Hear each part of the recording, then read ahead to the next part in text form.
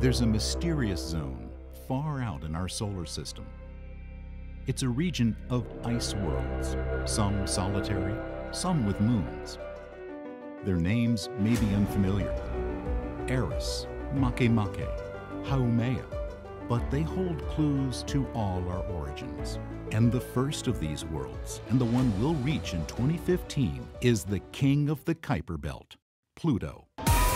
The long journey of NASA's New Horizons mission began in 2006 aboard America's biggest, baddest rocket, tricked out with every conceivable booster. We built a very light spacecraft and bought a very large launch vehicle, and the combination is ferocious. But in some sense, it all began in 1930 with Clyde Tombaugh, 24 years old and fresh off a farm in Kansas, but willing to spend long hours scanning star fields to find a moving point of light. Humanity's first glimpse of Pluto. The dream of actually getting to Pluto began with a 6-year-old boy in love with science, who grew up to lead a team of brilliant researchers and engineers with dogged persistence through decades of planning and building and testing.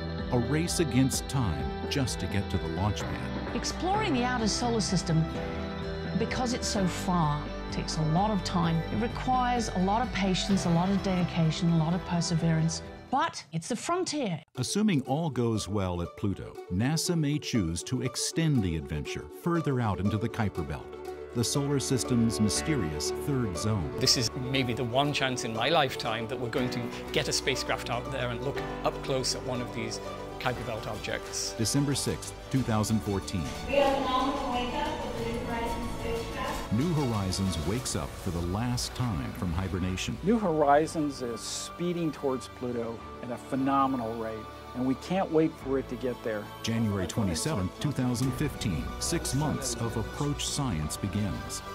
July 14, 2015, New Horizons' long journey, 3 billion miles, 9 years in flight, and 85 years of speculation about Pluto, climaxes in one day of close approach and flyby. You know, we're rounding third base and we're headed home. The dream, the adventure, the promise of discovery. That's what makes 2015 the year of Pluto.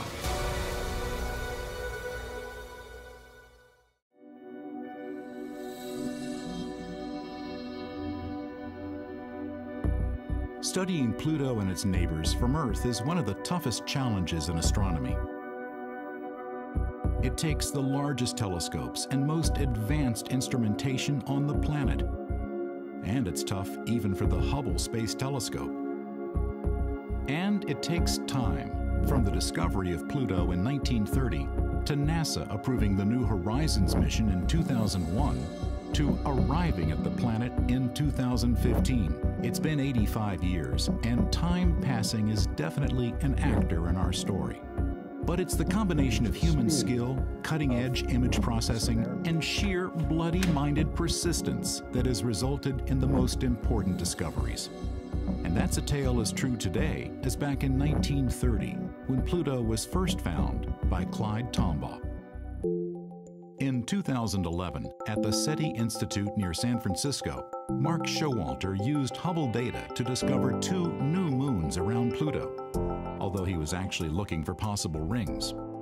Showalter has found rings associated with small moons around other planets. And that was kind of the motivation for checking out Pluto. It's got 2 little satellites. Satellites raise clouds of dust. Let's see what might be there. It's easy to take artistic license to show what Pluto's rings might look like. In reality, it's incredibly hard to see faint objects against the dense background star field and the glare from Pluto and its large moon, Charon. We came up with this trick where you take the images and then you rotate the camera 90 degrees, you take more images, and if you do that all just right, you can do this thing where all that glare cancels out, and what we're left with is just the rings. We can think of it as a stack of images. Think of it as like a cube looking down. So let's turn it on its side. So now if we start peeling off the layers and looking downward through the stack, things suddenly become much, much cleaner. For example, Hydra and Nix show up very, very cleanly. But the thing that immediately caught my eye was this little dot. right there. It's not a perfectly sharp hot pixel like over here, and that's what made it pretty convincing to me that we had seen a very small moon of Pluto that nobody had seen before. To be sure you've detected a real moon or planet, you have to show it's moving, unlike the background stars. The thing that makes moons distinctive is if we come back later, they'd all have shifted because they all orbit the central planet. This required a great deal of patience to then wait about 6 days until we got our next set of observations of the Pluto system. Sure enough, the object was still there. It had moved by just about the right amount to be something orbiting Pluto, and we knew we had a moon. Next year, Showalter and colleagues went back and built on lessons learned to see what else might be there. Summer 2012. Now, Mark had 15 more days of Hubble observations. Now, what you can see here are 3 time steps. Each of those time steps is actually about 45 minutes of data. That means it's long enough that the little moons move. It's moving back and forth in this 3-frame sequence. Hydra is moving, Nix is moving. I mean, it doesn't take a rocket scientist to say that that looks like a little moon of Pluto. It's moving just the way the others are. They're all going around the planet in the same direction. And so it was just a couple of weeks later that we made the announcement that the 5th moon had been discovered. Patience, persistence, ingenuity. That was exactly what led to the discovery of Pluto back in 1930. In Kansas in the 1920s, Clyde Tombaugh grew up in hard times and built telescopes using leftover farm implements. To check the accuracy of his best telescope, he sent drawings of Mars and Jupiter to the Lowell Observatory in Flagstaff, Arizona. They were looking for staff, and he was hired. Along with observing the stars, he stoked the furnace and shoveled snow. But one assignment made history. Day after day, he'd use this machine, known as a blink comparator, to look for anything in his images that moved. It was tedious, painstaking work, but on plates taken on January 23rd and 29th and analyzed in February, he saw a small dot that did move against the fixed stars. Announcing the results after careful confirmation, the observatory made it easy to find the new planet by adding arrows. This is an incredible work of observational astronomy, and having done something similar but with much more powerful tools, I can really appreciate his achievement. For decades, Pluto remained, more or less, a point of light. But in the mid-70s, Dale Cruikshank and colleagues attached cameras with infrared filters to a telescope at Kitt Peak. Detectors or sensors had been improved, and larger telescopes had become available. Well, we did that work in 1976 and found evidence for frozen methane on Pluto's surface. It was several years later that we found the evidence for the other ices. In 1978, astronomers Jim Christie and Bob Harrington analyzed new plates taken at the U.S. Naval Observatory in Flagstaff. Christie noted an elongation to the north of Pluto. 1 month later, the bump had disappeared. From this and other evidence, they concluded that Pluto, like Earth, had a moon, Charon. From eclipses between Pluto and Charon occurring in the 1980s, astronomers calculated that the moon was almost half the size of its parent body, so large that both objects spin around their mutual center of gravity, outside Pluto. Pluto and Charon were the first double dwarf planet combo discovered in our solar system. Using the basic physics of their orbits and the distance between them, astronomers could calculate their mass and size. Pluto was a little smaller than Earth's moon, about 1,500 miles in diameter, and had only 1/10 its mass. Between 1985 and 1990, astronomers were in luck. As Pluto and Charon orbited their mutual center of gravity, each passed in turn in front of the other. The so-called mutual events allowed astronomers like Mark Bowie to capture the changing patterns of light. Patiently, Bowie created a map of Pluto. Pluto turned out to have one of the 2 most contrasty surfaces in the entire solar system. In the mid-90s, Bowie and Alan Stern used the Hubble Space Telescope to make the first direct images of Pluto's surface. And it's exciting to Mark and I and to our whole scientific team to be able to see this object that no humans really could glimpse as a real planet, as a real object in the solar system previously. In 2005, Hal Weaver and Alan Stern used the Hubble for another close-up look at Pluto and Charon. They discovered two small, dim moons where only Charon had been seen before. Now we know from Mark Showalter's work that there are two more moons, making the current total of 5, and that Pluto is a genuine many-planetary system. From its size and orbit, astronomers estimated that Pluto is perhaps 70% rock and 30% ice. That makes it one of the largest of a whole new class of objects, the ice dwarf planets, making up what's known as the Kuiper Belt. This region is named for Gerhard Kuiper, a leading mid-20th century planetary astronomer. Kuiper suggested that the solar system didn't end with Neptune and Pluto, but that there should be a disk of other worlds beyond them. In 1992, from a mountaintop in Hawaii, David Jewett and Jane Liu found the first Kuiper Belt object. They were using new and highly sensitive CCDs, like the sensors in a modern digital camera. But their technique was essentially an updated version of Tombaw's work.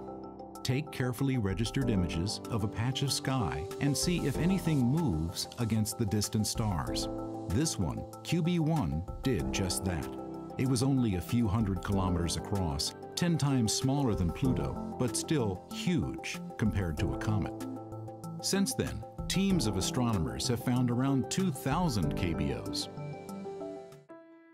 Informed by cutting-edge astronomy, but with a fair dose of artistic license, let's take a trip through this third zone of our solar system.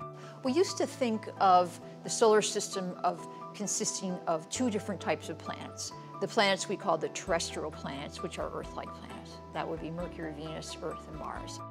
Next out, the asteroid belt. Fragments of worlds smashed to pieces by gravitation and collisions. Then come the 4 gas giants. Jupiter and its moons. Saturn with its magnificent rings. Uranus, also ringed. And Neptune. And then Pluto was this kind of, odd guy out. It was this little object at the edge of the solar system. And then when we found all these other Kuiper Belt objects, this is kind of almost a third type of object. So for the first time ever, we'll be able to fly by a brand new object, an object that's been forming for billions of years, and understand what outer parts of the solar system are all about. By July 2015, we'll know for sure what Pluto and its moons look like, and that will provide breakthrough information on all those other ice dwarf planets, the most numerous planetary objects in the entire solar system that make up the Kuiper Belt. Actually, the Kuiper Belt is more like a donut, bulging up above and down below the ecliptic where most of the planets move. It's kind of like the asteroid belt, but much bigger. It has hundreds of times more objects in it than the asteroid belt. Let's now visit 5 named KBOs in the exact positions they'll be in on July 14th, 2015, the day when New Horizons flies by Pluto. Quaoa was one of the first Kuiper Belt objects discovered. It's about 1,000 kilometers in diameter, a reddish world, covered in water ice, methane, and ethane. And like many KBOs, it has a tiny moon of its own, Wayuat. Up above and down below the plane of the solar system, numerous KBOs have been flung about by Neptune's gravity. This region is known as the scattered disk. One of the largest of these KBOs, Eris, is close in size to Pluto and is made of rock and methane ice. Astronomers categorize KBOs by the tilt of their orbits relative to the plane of the solar system. And one of the more highly inclined orbits belongs to Makemake, named for a Hawaiian creation deity. Some of these have methane or water ice on their surfaces. Some of them just seem to be covered in some brownish gunk. There are gray objects out there. There are brown objects out there. There seem to be distinct populations. Some of them seem to be very spherical, and so they probably have warm interiors, and then others are peculiar shapes which suggest they're very cold and strong. Perhaps the most bizarre and unexpected KBO is Haumea, a KBO shaped like an American football, made of rock and ice. It's white with red splotches, and orbited by at least 2 moons. One of the strangest orbits of any KBO belongs to Sedna, discovered in 2003. Its orbit is the most eccentric of any KBO now known, bringing it as close as 76 AU to the Sun, but then carrying it outward to 936 times the Earth-Sun distance.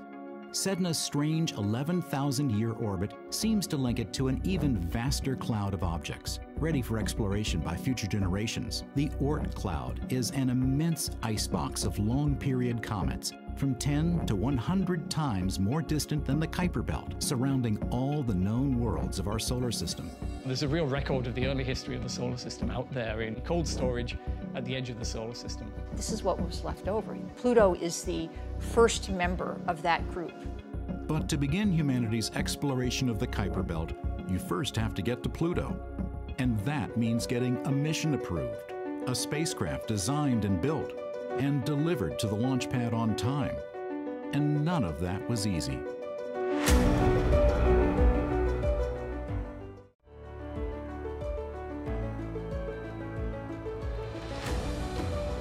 "2015 may be the year of Pluto, but getting there has taken many long years of effort. And for New Horizons, there's a date when things got started: 1989. It was the year when George Herbert Walker Bush became president and the Berlin Wall fell. Far from Earth, it was also the year when NASA's Voyager spacecraft flew by Neptune and returned the first images of its moon, Triton. Hairstyles of some New Horizons scientists were very different, but for them, May 5th, 1989 was a most important date. That's the day that I marched into the then Division Director for Planetary Science at NASA headquarters, Jeff Briggs, as a graduate student, and asked him why we aren't studying a mission to Pluto. And he responded, "Because no one's ever asked me before. That seems like a brilliant idea. Why don't we do that?" Space missions rely on hundreds, if not thousands of people, but sometimes it takes someone with passion and persistence to make things happen. And for New Horizons, that's Alan Stern. I was interested in this when I was a boy, so I've been somewhere between in the groove and stuck in a rut for 40 years. There'd been some thought about sending one of the twin Voyager spacecraft past Pluto to complete the exploration of the known solar system. But in the 70s, the scientific establishment wasn't convinced Pluto was all that interesting. Young grad students like Alan, Mark Bowie, and Fran Bagenal thought differently. Back in, about late 1989 or so, there was a bunch of us who were really keen to go to Pluto. And the thing that drew me to it the most was the fact that we knew so little. Here's the frontier. So it was a bit of an opportunity for young people to come in and say, hey, where are we going to go next? What's the next great frontier that we should go explore? And it was clear, out to the Kuiper Belt. Alan, Fran, Mark, and a small band of enthusiasts became known as the Pluto Underground. So we realized to make this happen, we had to get together and campaign hard to make the case to go there and explore this little planet with all its moons. All through the 90s, there were many competing plans for a Pluto mission, like the Pluto Fast Flyby, the Pluto Kuiper Express. A Pluto mission was on, then off, then on, then off. If the Pluto mission had been a cat, it would have been dead long ago because they only get 9 lives. And we've had significantly more than 9 stoppages and odd twists and turns. What finally turned the tide was the National Academy's Decadal Survey, a consensus document from leading planetary scientists that ranked a Kuiper Belt Pluto mission highest in priority for medium-class budgets. Finally, after competitive proposals were evaluated, New Horizons, which teamed Alan Stern with the Johns Hopkins Applied Physics Laboratory, APL, and several other institutions across the country, was selected by NASA on November 29, 2001. Now, plans on paper became metal in clean rooms. In 2004, lead scientist Alan Stern described the mission's key science objective. Well, you know, the key to planetary science is that you really have to go places to get the resolution, to get up close enough to really see what's going on. We want to get up close and personal. The very best resolution of current telescopes looking at Pluto would give this kind of fuzzy image of a much more familiar world. But here's what New Horizons would see if flying over New York City, lakes in Central Park, wharves on the Hudson River. New Horizons is the first really of a whole new breed of spacecraft that is focusing on a very specific task. For this first mission to Pluto, the questions are basic. What do Pluto and Charon look like? What are they made of? How do their atmospheres behave? We had to really be disciplined and say, we can't do everything. Let's focus on the primary questions and design the instruments to answer those primary questions. The long-range imager, LORRI, will be used for navigation approaching Pluto and close-up views during the flyby. The wide-angle camera, RALPH, has both visible light and infrared sensors to map Pluto and Charon and characterize their icy surfaces. There are 2 fields and particles detectors to probe the solar wind at Pluto. The large radio antenna is an essential communications device, but both REX and ALICE, an ultraviolet imaging spectrometer, are part of experiments to analyze Pluto's atmosphere. And there's the Venetia Burney Student Dust Counter, built by undergrads at UC Boulder, and honoring the schoolgirl who named Pluto back in 1930. Together, the 7 science instruments comprise the most powerful set of detectors ever sent on a first flyby of any world in our solar system. But their innovative and highly miniaturized design means that even when all are operating, they draw less power than half a 60-watt bulb, and they're intended to work together seamlessly. After building comes testing, but always with an eye on the clock and the calendar. It's very, very important that we launch in either 2006 or 2007. We have to make that deadline. If you want to fly to Pluto on the quickest route, you need Jupiter in position. And that means we have to launch in January of 2006. It feels a little bit like being strapped to a train going 500 miles an hour. The test program involves teams of engineers at Johns Hopkins APL and then at NASA's Goddard Space Flight Center. Once we launch this, we can't go after it with a screwdriver. We can't go fix anything that isn't working. We make sure that we carry plenty of spare equipment on board the spacecraft. If our main computer breaks, we have a backup. If our main transmitter breaks, we have a backup. One of the things we do is we put the whole spacecraft on a gigantic vibration table, a paint shaker, and shake it. And then test it after that, and shake it again and test it again. So that's what we're doing from now until launch. Along with testing the spacecraft, New Horizons needs to train and test its human operators. And for a mission planned to reach Pluto in 2015, it's important to have young people on board early, so they'll be around at close approach. It's good that we can do that, so they will have both the time, the focus to stay with the mission over this long period of time.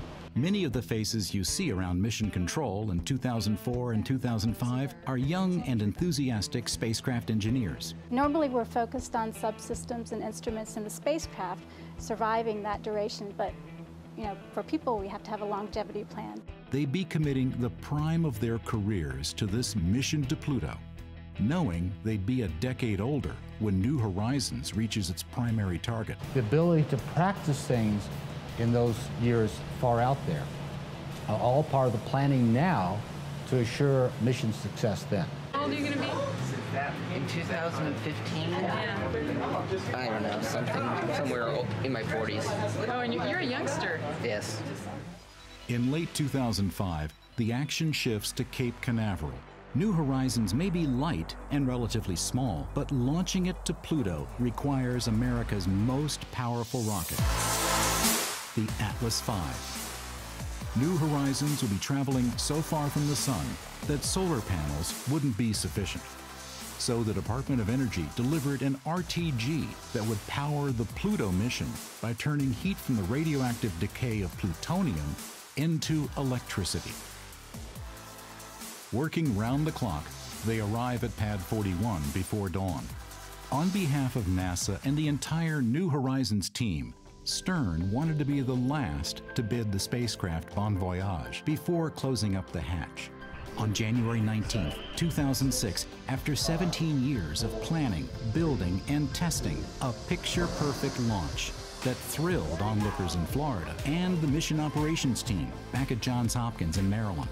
We have ignition and liftoff of NASA's New Horizons spacecraft on a decade-long voyage to visit the planet Pluto and then beyond.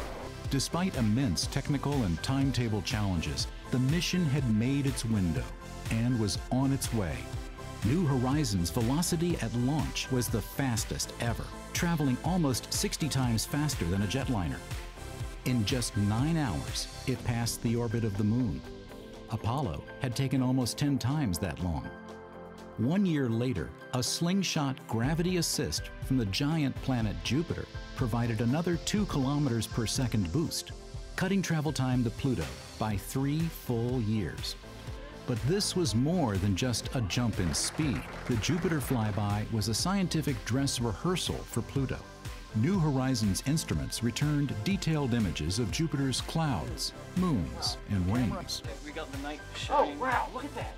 Then it was off across the empty ocean of space, with no new land in sight till Pluto in 2015. The spacecraft had been tested and passed with flying colors. Now it was time to test the humans and the ground systems. July 5th, 2013, it's day 1 of a 9-day encounter rehearsal. The main success criteria for this rehearsal is for the spacecraft to flawlessly perform its activities as if it were at Pluto, with everything the same, except that Pluto's not there. The dates in 2013 were carefully chosen so that Earth-received times would be identical to those for the real encounter in 2015. Mission managers wanted scientists and engineers to experience the stress of time-critical 24/7 operations expected for July 2015. We're flying by an object that is a huge distance from Earth, and we're trying to hit a box that's 100 by 150 kilometers wide. And that then leads into maneuver planning and trajectory control needed to thread that needle and hit that small box. It's way the heck out there. This rehearsal would actually be uploading commands to New Horizons to instruct the spacecraft to run through the exact same set of observations as in 2015. There definitely is an element of risk involved, but from one standpoint, if you didn't do any simulation with the real spacecraft at all, you could argue that could pose more risk because you don't want such a critical activity only being done once on flight. Those are all invaluable to get us ready and practiced for the one and only shot we'll have to explore the Pluto system. We've been waiting 12 years since we wrote the proposals to do this rehearsal.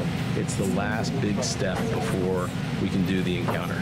We think that we are about 10 million miles out from Pluto and closing. But so far, so good. We're off to the races.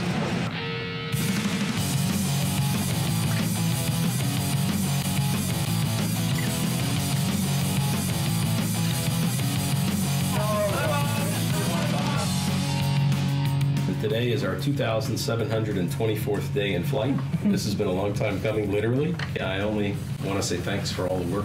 Let them eat cake.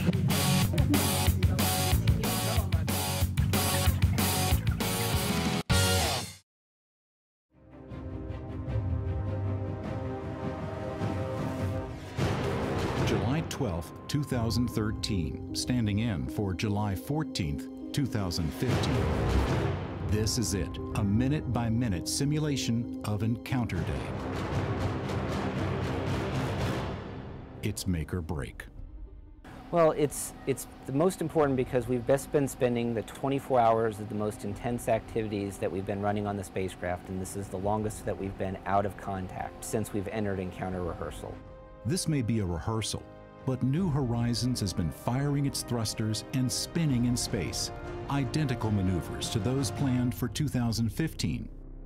On Encounter Day, the spacecraft will be too busy taking data to send back images. That's why its first simple "I'm alive" message will be so important. Sometime within the next minute, DSS 43 should lock up on the signal.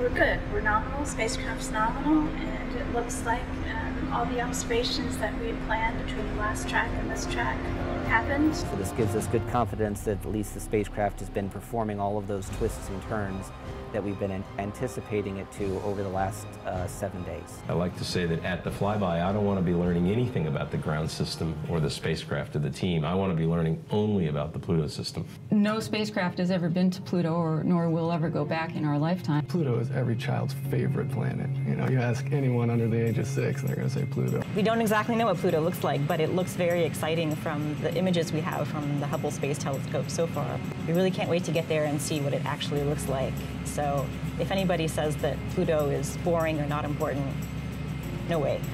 Before New Horizons arrives at Pluto, most everything we think we know about the planet and its moons is up for grabs. Virtually every place we've sent a spacecraft on a first reconnaissance mission like this, that we find out that our Earth-based notions were flat wrong. So I'll tell you what we expect, but before anything, what we expect is to be surprised. From the 1990s through today, Stern has been consistent in avoiding speculation. You get the same answer everybody's gotten from me for almost 20 years.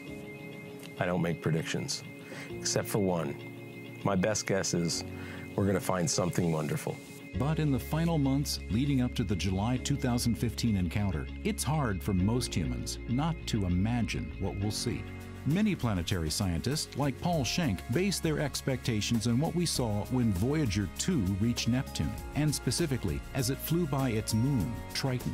Voyager was a 10-year-long exploration of the outer solar system, and every time they got to a planet, it was basically the first time anybody had really seen those bodies. So when they got to Jupiter, they were greeted with enormous surprises. The erupting volcanoes on Io were just completely unexpected.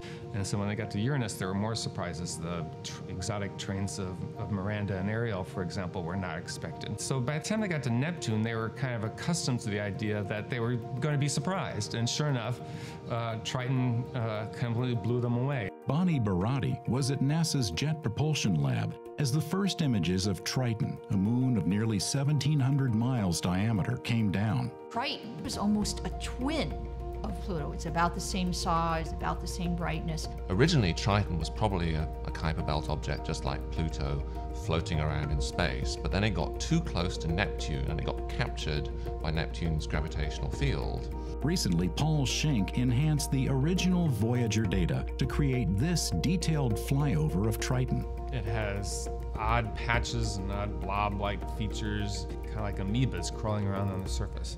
Triton has very few impact craters. Its surface is extremely young geologically. And it actually has geysers spurting material off into space. Here is a body that is hundreds of degrees below zero. So cold, it's forlorn, it's barren. We just didn't expect to see this activity on Triton. It was quite a surprise. If you just assume that Pluto was going to look exactly like Triton, which is the most similar object we know about, then you might expect to find a very interesting body.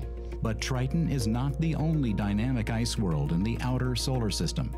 16 years later, the Cassini spacecraft sent back images of Saturn's moon, Enceladus, about 300 miles across. This is a tiny little moon, and Enceladus is actually a winter wonderland. It's very bright.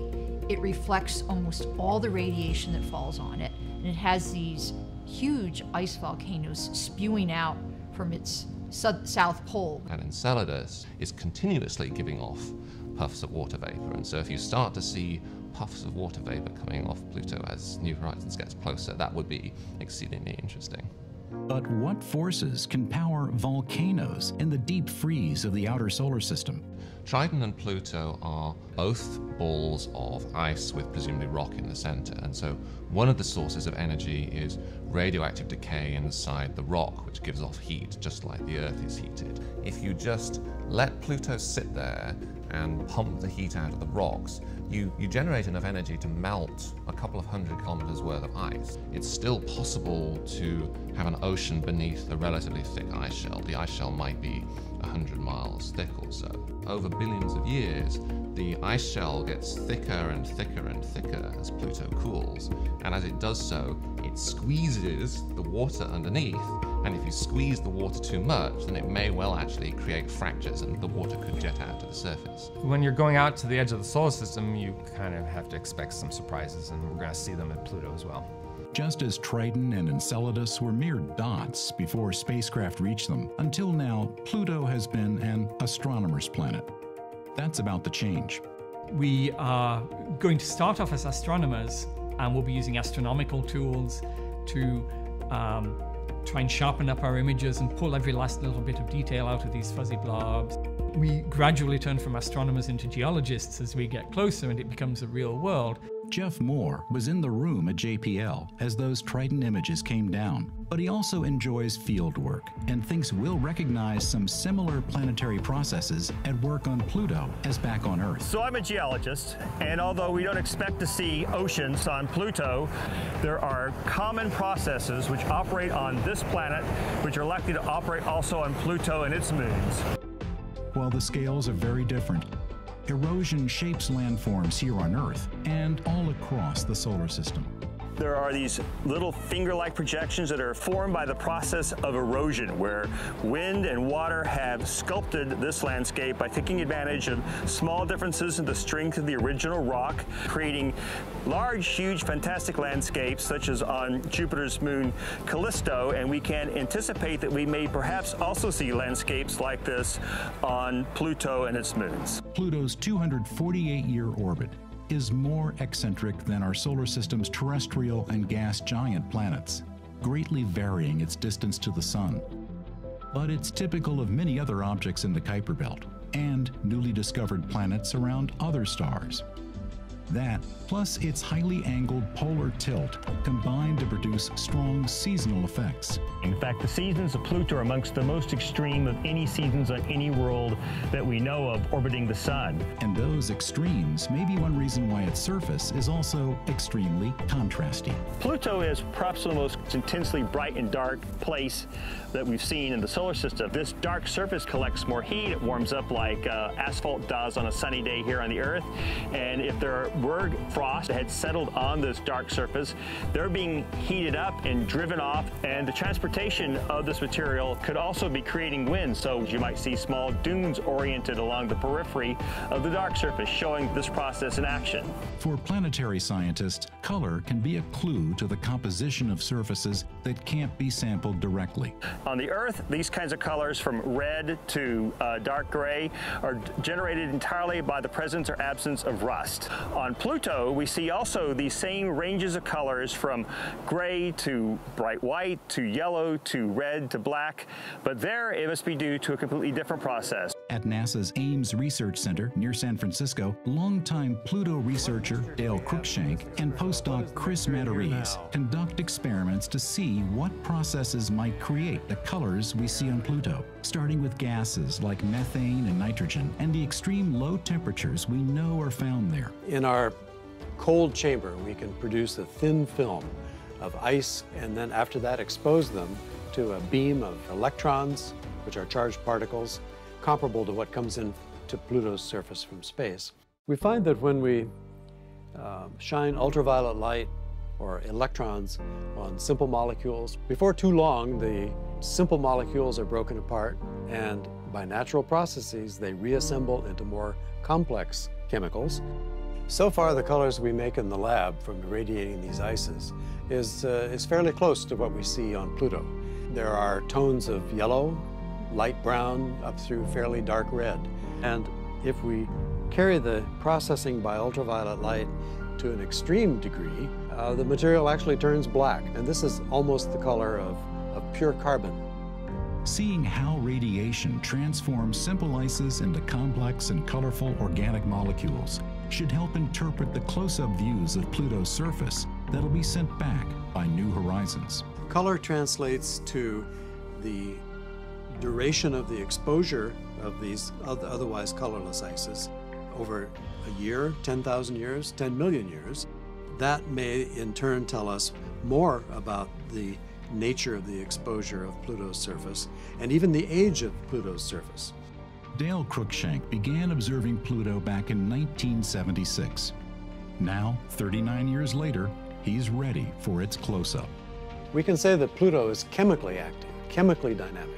We don't know yet if it's geologically active and dynamic, but that's what New Horizons is going to tell us. We've been surprised in that way before as we've passed other planetary bodies that we had thought were totally cold, dead, inert worlds, and find that there are geysers, there are ice flows, there are cracks, and all kinds of evidence for geological activity. I can still remember the first time I saw Pluto in a telescope, and it was just a little dot that you could barely see. It will be amazing that within a period of hours, it will be transformed from this tiny dot that I studied as an astronomer to this huge geologic world that will be able to see volcanoes and faults and ices and mountains and craters. I mean, it'll be truly an amazing experience to see it transformed. So, from sophisticated lab experiments, from exploring other worlds, and from applying insights from terrestrial processes, what should we expect when we get to Pluto in July 2015? But the only thing that would surprise me would be if we turned out not to be surprised. But enjoying the scientific surprises to come means avoiding dangers on the last few million miles to Pluto. That's next.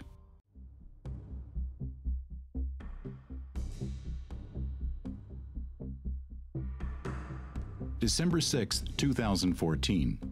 In Mission Control, Alice Bowman and her team wait to get confirmation that New Horizons has exited what's called hibernation. For 2/3 of its 3 billion-mile journey, most spacecraft systems have been turned off, saving wear and tear on the science instruments. New Horizons sends a simple signal once a week just to say, I'm still A-OK. Alice's team has a unique way of showing spacecraft status. When New Horizons is hibernating, their bear mascot is safely asleep.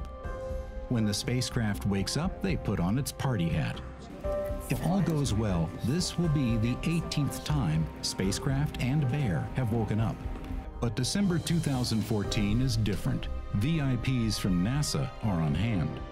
2 film crews document the action as Alan explains the benefits of hibernation. It lowers our cost because we don't need to have people babysitting the spacecraft 24/7. Outside interest in New Horizons is building. If all goes well, New Horizons will stay awake, flying by Pluto in July 2015, and then returning data until October 2016. Copy that. Thank you, GNCs. Tonight, data trickles in, and Alice has to wait to be certain New Horizons is fully awake. We should be getting it momentarily. It should be any minute now. It's like watching paint dry. I figure if I stare at the screen hard enough.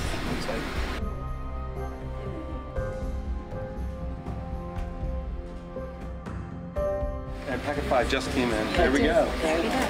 PI, PM, Mom on Pluto 1. We have a nominal wake-up of the New Horizons spacecraft on its way to Pluto. We're ready for our next leg of the journey. Was awake. Our bear is going to be here for a while. This is a watershed day. We have completed the cruise across 3 billion miles of space. The spacecraft is now awake. Finally, after 9 years, I'm glad to see hibernation behind us and active ops ahead. On to Pluto. But there are still hundreds of tasks to ensure a safe flyby in July 2015. January 27th, New Horizons has been sending back technical data and all seems fine. But today is the first time Hal Weaver and Andy Cheng will be seeing new science images. I thought I saw it pop up here. Let's try that again. Cheng is lead scientist for the LORRI camera. LORRI is used for navigation to find the targets and to correct the trajectory so we get to the right place at the right time. Voltages, currents, temperatures all look normal. No error messages. This is it. Let's check out the very first images. And then Sharon, right there, peak pixel is 55. That's right. Okay. All right, so there they are. Let's look at the whole For field. project scientist Hal Weaver, even the jump in size from 1 to 2 pixels was significant. This is a real milestone in the New Horizons mission, the very first images of Pluto in the Pluto encounter year. Hadn't turned Lori on, hadn't gotten any images since last summer, last July, but this is it. This is the start of it. How she blows. We really don't know what we're going to see. That's what this mission is all about. What is the surface of Pluto really like? How big is it? What are the orbits really? So it's nothing but delightful surprises coming for us.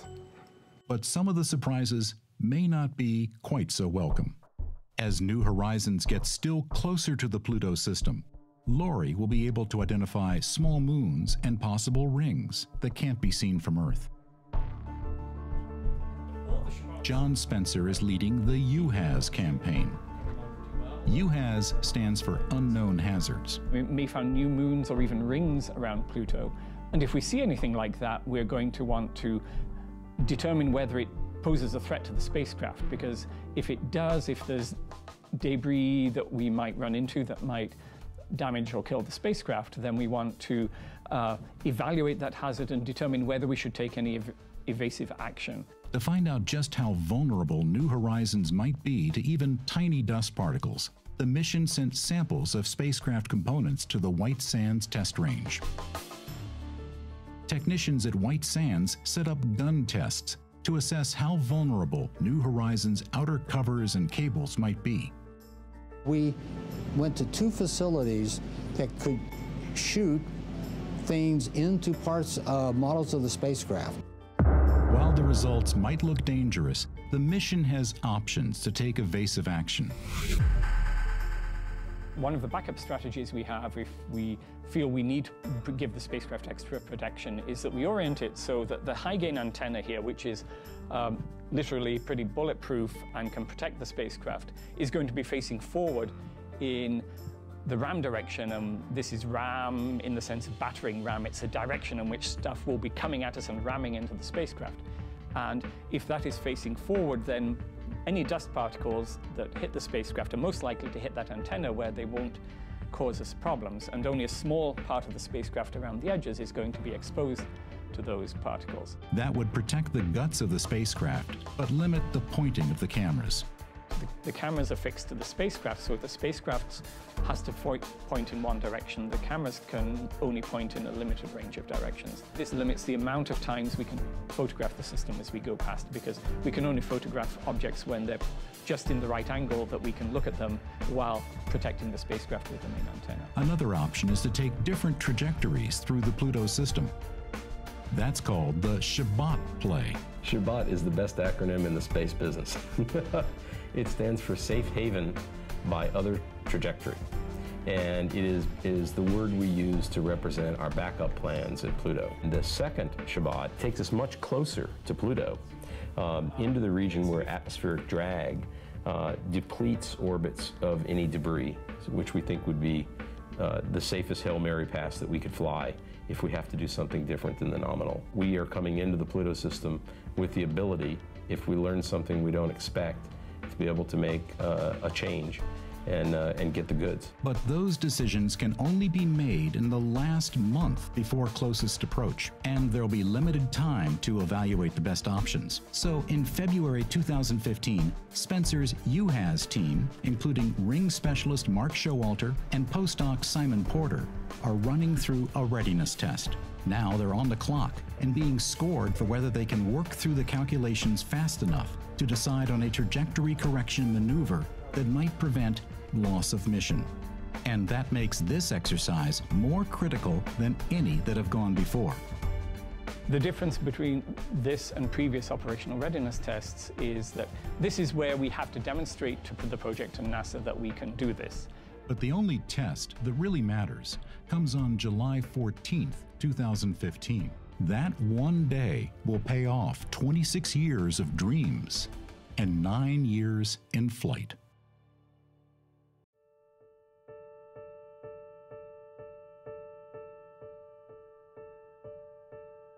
For the science team, the year of Pluto began with another meeting to to review the latest data on the Pluto system and to hear updates on how the spacecraft was performing.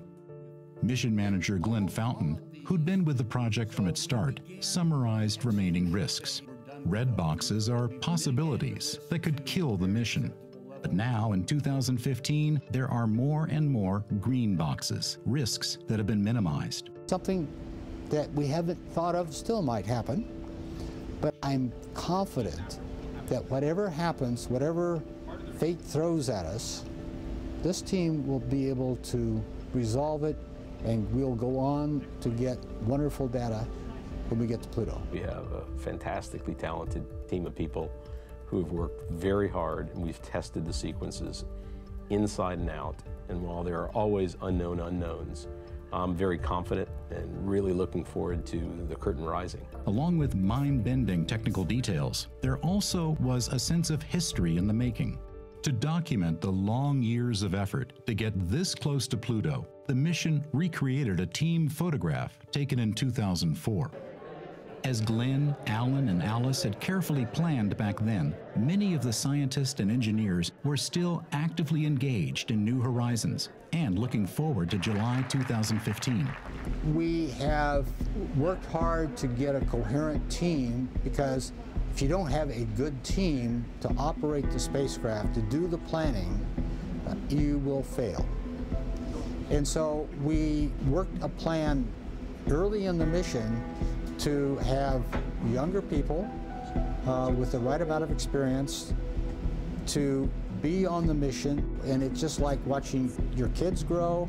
It's like all of a sudden, where did the time go? You know, they are older, they're more mature, and they're now the very experienced veterans. But the hard work of mission planning was by no means over, even this close to Encounter Day.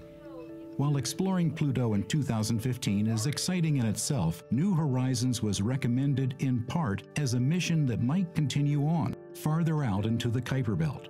That takes identifying potential targets now for a still more distant flyby, should NASA approve an extended mission.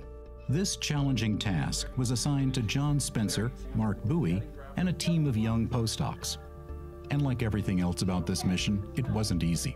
Bowie and John Spencer had been using Earth's largest telescopes in Hawaii and Chile, but even Earth's best couldn't crack this task. But the basic problem is the Earth's atmosphere is just a mess at these scales. There's a limit, and that's what we've been beating our heads against. Now with time running out, we had to turn to Hubble. And so we sort of, not so jokingly, talk about Hubble to the rescue. Without Hubble, we would not have these objects. Mark and his young collaborators came up with innovative search techniques using custom software. What that does is makes the stars smear out and makes the Kuiper Belt objects hold still.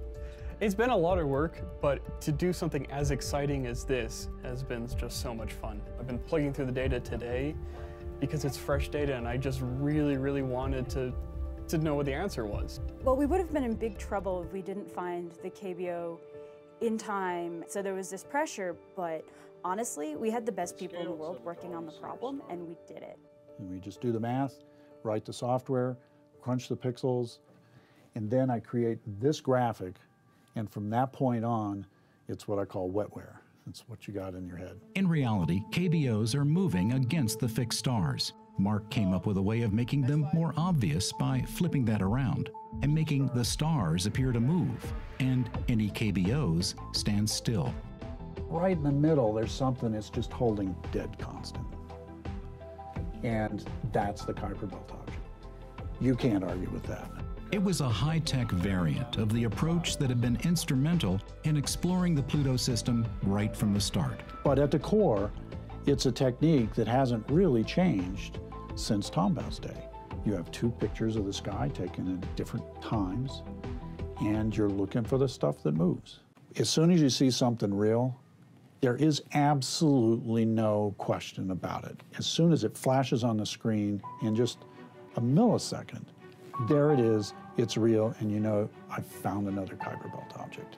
But finding a KBO is only half the battle. Is it located where New Horizons can reach it with available fuel?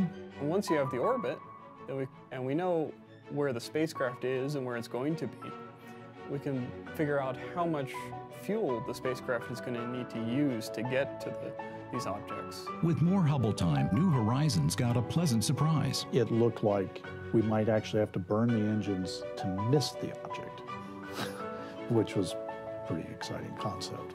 You know, it's a good thing we looked, because you wouldn't want to run into one of these things. These cold classicals, they're pretty much as they were 4.5 billion years ago. They're little fossils. That's incredible. We have no idea what they're going to look like. So with potential targets found at last, it was on the Pluto. I'm feeling pretty exhilarated at this point. You know, you're at the top of the roller coaster, you're about to go down that dizzying, thrilling ride into the system. Just seeing Pluto there getting bigger and bigger, it gives me goosebumps. Today, we're only a few months away from the encounter.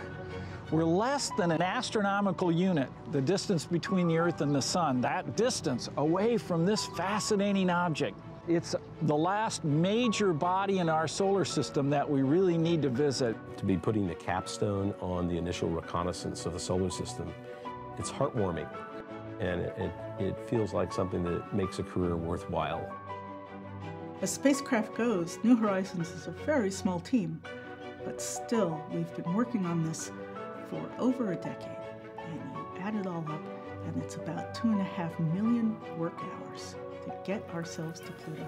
We have waited first the 4 years that we couldn't hardly think about because we were running so fast, and then it is, oh, we wait and we wait, and now we are ready to begin the encounter. We have had delayed gratification. The year of Pluto is, you know, simultaneously a beginning and an ending. It's an ending in that we are completing our objective. We're accomplishing the flyby of the Pluto system for the first time. But it's also the beginning of a whole new chapter for science, of really being able to explore these objects as the data comes down over a period of months. You know, in bringing in postdocs and the younger scientists who, some of whom were in high school when we started this project, and now they have their PhDs and they are spectacular experts and very talented at what they do. I was in preschool when Alan first started talking about a Pluto mission, and finishing high school and starting college when it was built, and in grad school for the cruise. Having young people come into these programs, gaining the experience, they're going to be the next generation of explorers. We've never been to a KBO. We've never been anywhere close to a KBO. This is the most unexplored area of the entire solar system, which is another way of saying this is the most unknown area that we as humans can reach with spacecraft. We can't wait to get to Pluto and to July 14th and see what the surface looks like. We're ready to go, and it's showtime. We are capable of continuing an adventure that humanity began 100,000 years ago as our ancestors walked out of Africa. And we are continuing that exploration, and this country is in the forefront of doing that.